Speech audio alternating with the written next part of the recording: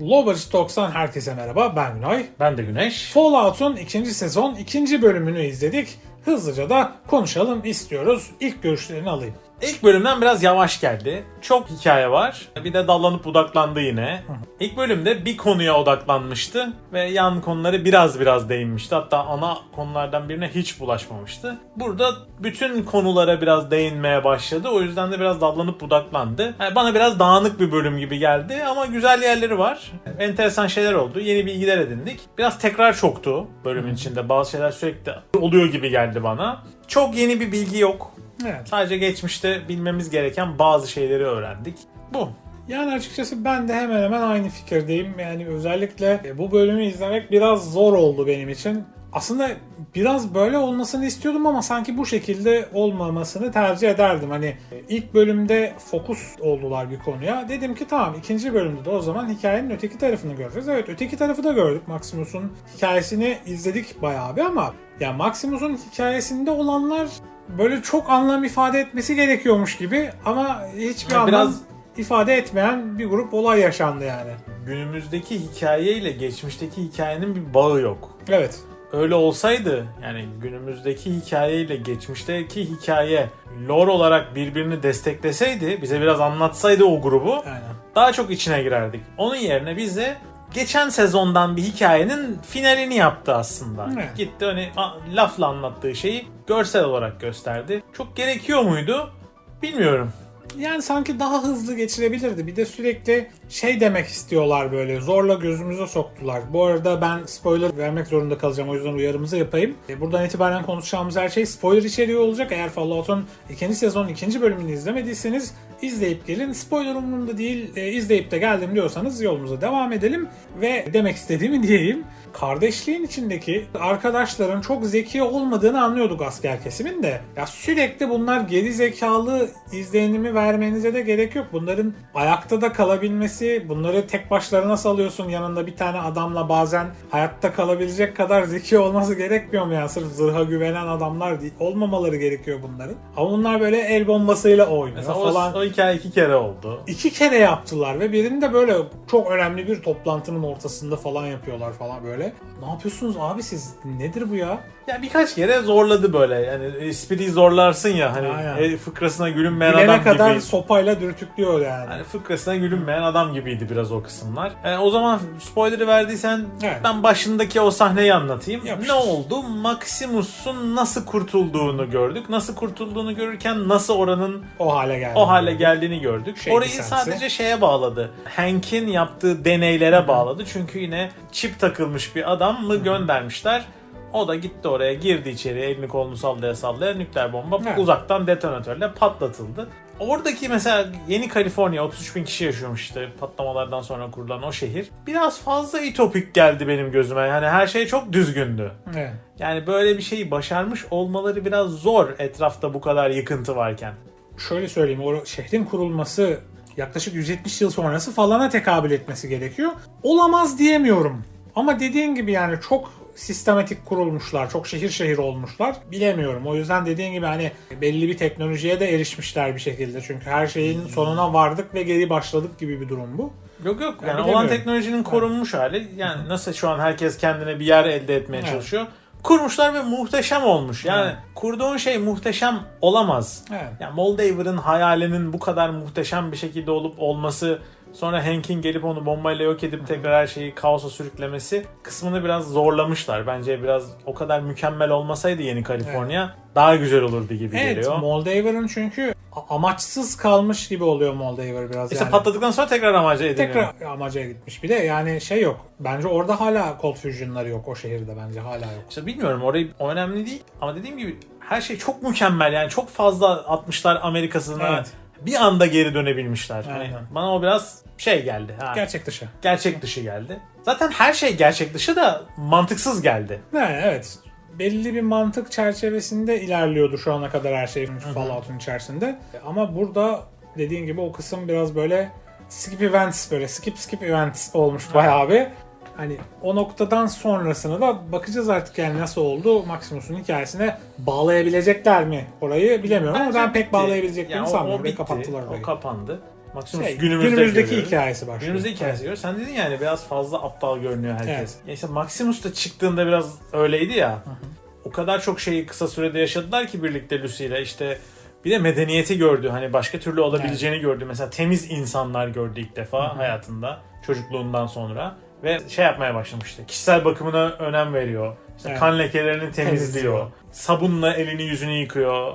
Yani kokmamalıyız diyor falan. Hani burada kendi kuracakları yeni kardeşlikte daha doğru yapmaya çalışıyor ve eğiten tarafın Maximus olacağı, şekillendiren tarafın olacağının böyle izlerini veriyor ama biraz fazla dediğin gibi çubukla Nitpick çok var ya, çok ittiriyor dokundurdu yani. bize. Diğer hikayeye de geçti. Yani Lucy ile Cooper'ın hikayesine de geçtik. Böyle yolda gidiyorlardı yine bunlar Hank'e ulaşmak için. Hastane gibi bir yere giriyorlar. Bir Spa. yardımcı oluğu var. Spa. Yağlarınızı ucuza aldırabilirsiniz falan yazıyor. İşte böyle reklamında. sağlık center, Aynen. yani health center gibi bir yer.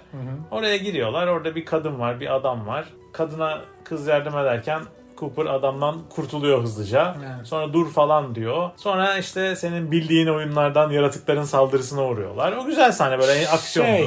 Ben bu bölümde benim en sevdiğim ve aslında tek sevdiğim sahne olabilir. Çünkü gerçekten bir side quest görevi izledik. Kız kabul etti gitti. Yardımcı karakter de evet geldi. Yani her ne kadar yardımcı olmasa da geldi o da. Biraz işi bozmaya çalıştı ama orada oyunda gördüğümüz az zararlı sarı akreplerle aşırı zararlı dev mutasyona daha da mutasyona uğramış kırmızı akrep gördük ve o gerilimi, o oyunda da yaşadığımız o gerilimi burada görebildik. Yani bir goal bile lanet olsun bu pislik şeylere falan dedi. Yaralanarak Aynen. kurtuldu. Yani the goal hatta. Aynen. Yani.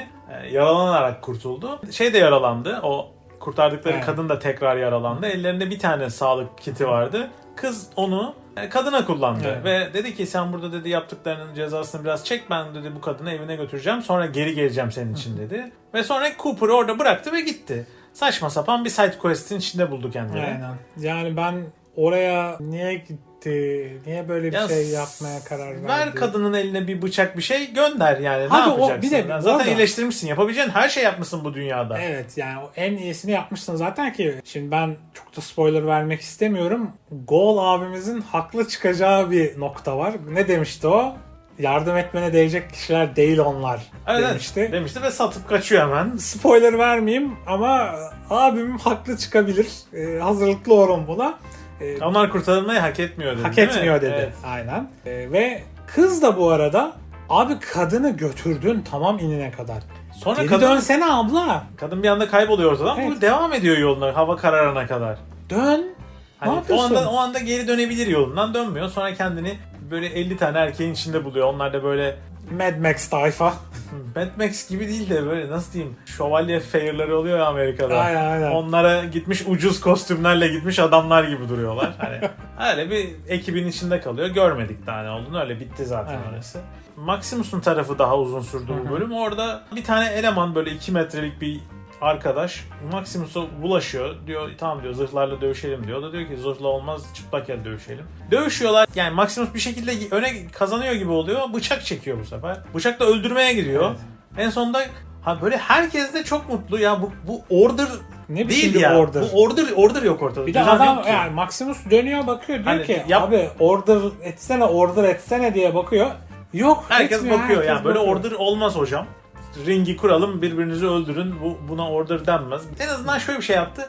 Bunun yanlış gittiğini, Maximus'un bir şeyleri değiştirmek zorunda hissettiğini görüyoruz. Sonra da işte bu davet etmedikleri lider, 4 lider toplanıyorlar. Birini davet etmiyorlar. O da işte kendi öğreniyor, geliyor kendi çabasıyla içeri Helikopteri giriyor. garaja sokup geliyor falan. O hikayede orada final Orada oluyor. bitiyor. Böyle çok böyle bir şey ifade etmesi gerekiyormuş gibi girdi adam ama böyle izleyene hiçbir şey ifade etmeyen bir giriş oldu açıkçası yine. Evet. Onun dışında İki hikaye daha var. Hank'in hikayesi var. Hank durmadan aynı şey Yani. yapıyor. Yani aleti geliştirmeye çalışıyor. İşte gidiyor, fare alıyor. Gidiyor, fare alıyor. Gidiyor, fare alıyor. Gidiyor, fare alıyor. Yani. Bütün bölüm bunu yapıyor. Adam En bile en sonunda- sonunda ben de bıktım deyip bir tane insan uyandırıyor Premium Elite Evet, seksiyondan. buradan biz Hank'in ne kadar insanlıktan çıktığını aslında görüyoruz. Ya da benim bir önceki bölümde ihtimal olarak verdiğim Hank hepsinden nefret ediyor Volt'tekin. Ya da bilmiyorum yani bir şey var Çünkü ortada. adamı uyandırıyor ve ilk sorduğu soru eşine ve çocuğuna bilet almamışsın. Evet, en kötüsünü seçmiş Aynen. yani işlerinden herhalde. Öyle bir durum var. Yani bu arada bilet alıp hani 200 yıl uyumayı tercih eden insanlar olmuş. Hani biletle. Yani işte Aynen. burada o zenginliğe çok güzel göndermeler Aynen. var. Hani zenginliğin ne kadar insanlıktan çıkabileceğini gösteren adam böyle sadece bilet kendisine Aynen. yetiyor diye ailesini almadan kendi kendine gidiyor. Yani, inanılmaz yaklaşım ve kapitalizm eleştirmesi aslında. Bu arada geçenlerde bir yorum geldi. Yok, kapitalistleri çok kötü göstermeye başladılar oğlum. Yani olayı Allah'ın bu. olayı o. Yani olayı bu zaten hani. Oyun olarak oynar ya hiçbir şey Evet. anlamadan oynarsan sıkıntı yok zaten ama arkasındaki felsefe çok ağır bir kapitalizm eleştirisi. Birinci zaten. oyundaki bir de konuşmaları, tekstleri, quest giver'ların yan karakterlerin hikayelerini ve yolda sağda solda bulduğunuz notları bilmem neleri okuduğunuzda zaten bir eleştiri olduğu çok açık bir şekilde Evet, ortaya açık bir çıkıyor. eleştiri var. Ya bu arada hani diğer tarafa da böyle muhteşem bunlar ya bu yolu seçseydik harika olurdu Hayır. demiyor. Oraya da çok çakıyor. Oraya da işte kült diye eleştiriyor. Mesela kült var. Evet. İşte dini tayfa. Orayı da eleştiriyor. Komple bir eleştiri var. Her şeyin en bozuk noktasını eleştiriyor. Zaten Fallout'taki olay o. Her şey en bozuk noktasına girmiş Aynen.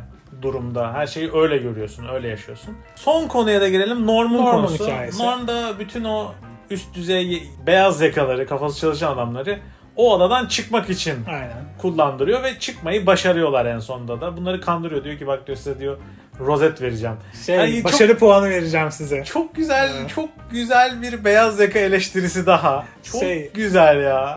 Başarınızı işte ödüllendireceğiz. Primler vereceğiz Evet, falan. evet yani Hayatta. ödüllendireceğim sizi diyor. Yani verdiği ödül de bir tane böyle patch gibi bir şey Aynen. veriyor. Hani o saçma sapan ödül için kaos halinde oradan oraya koşturan zeki insanlar o ödülü gördükleri anda çünkü yetiştirilmişler Aynen. o şekilde. Aynen. Yani bütün şu an şirket dünyası böyle. O ödülü gördüğü anda tamam diyor ben bu ödülü almalıyım ve bir anda organize olup çalışmaya başlıyorlar. Human Ladder falan kurdular Ve ya. hızlıca buluyorlar. Aynen. Bir şekilde çıkmayı başarıyorlar en sonunda. Yani saçma sapan bir ödül vereceğim size dedi ve herkes organize oldu. Bütün kaosu bir anda ortadan kaldırdı. Ne? Çünkü havuç gösterdi. Ama havuç yok ortada Havuç aslında. da yok yani. Aslında yok. Boş. Defterine ilkokul çocuklarının öğretmen edebiyatını çok iyi yaptı diye yıldız yapıştırdı. Evet, yıldız Resimli yapıştırması gibi bir şey. Onun gibi bir şey. Aynen öyle. Yani bölümümüzde de aslında bu konuyla beraber her şeyi konuşmuş olduk ve dediğin gibi de oldukça dağınık ve bir tık izleyiciyi yorabilecek bir bölümdü. Bir de şey gibi ya böyle nasıl diyeyim plus 30 izleyiciyi yoracak. Yani 30 yaş üstünü yoracak bir anlatım bu. 30 yaş altı için tamamen bir attention span. Böyle Evet, yani hızlı hızlı geçiyor. hızlı Dikkatiniz geçiyor. dağılmasın. Dikkatiniz buraya odaklı kalsın diye hızlı konular geçti böyle bir sürü. Evet. Neredeyse shorts döndürür Shorts gibi. döndürür gibi. Tam olarak onu diyecektim. Reels döndürür Aynen gibiydi. öyle. Biraz öyle yapmışlar. O yüzden ben nasıl diyeyim bu bölümü biraz vasat buldum. Aynen. Son ekleyeceğim bir şey var konuyla ilgili. Norm işte bütün bunları organize edip çıkmayı başarıyorlar ya. Orada iki taraf ayrı tepkiler veriyor. Evet. Aynen. Birisi bir taraf diyor ki yani bombaların atılmadan önceki dünyadan uyananların hepsi ya burası ne kadar pis, ay çok kötü falan filan derken Alışveriş merkezi bile gitmiş. gitmiş alışveriş biri yani çıkıyor alışveriş merkezi soruyor falan. Aynen. Norm diyor ki çok güzel. Çok güzel. Yani mesela Yani adam mesela orada denizi ilk kez görüyor, okyanusu ilk kez görüyor neyse. bütün hayatını o demirden hapishanede Hapishanede geçiriyor adam geçirmiş. yani. Yani o mesela onun da şey algısı bile düşüktür. Hani 3 boyut algısı bile zayıftır. Bir de şey diyor mesela 200 yıllık genetik üretiminizin bir şeyim ben diyor. Aslında işte saçmalık Aynen. yani. Tamamen yiyor, kafalıyor hepsini ya. Evet. Çok ilginç. Mesela şu an mesela bu sezon en çok ilgini çeken hikaye ne dersen şu an Norman hikayesi. Ya bende. Norman hikayesi hem Bir de ufak Hank. ya yani Aynen. böyle bir şey geçiyor ya böyle. Gizemli. İki hikaye böyle çok gizemli Aynen. ve şey geçiyor. Ana ark güzel. Maximus'un hikayesini biraz böyle çok uzatacaklarsa biraz yoracak Bayacak gibi, muhtemelen. bayacak gibi Aynen. duruyor. Bakalım. Göreceğiz. Ben şu an fokusum Hank ve Norm'da açıkçası öyle görünüyor. Kız da kendini aptalca bir yere götürdü. Yapacak bir şey yok ona.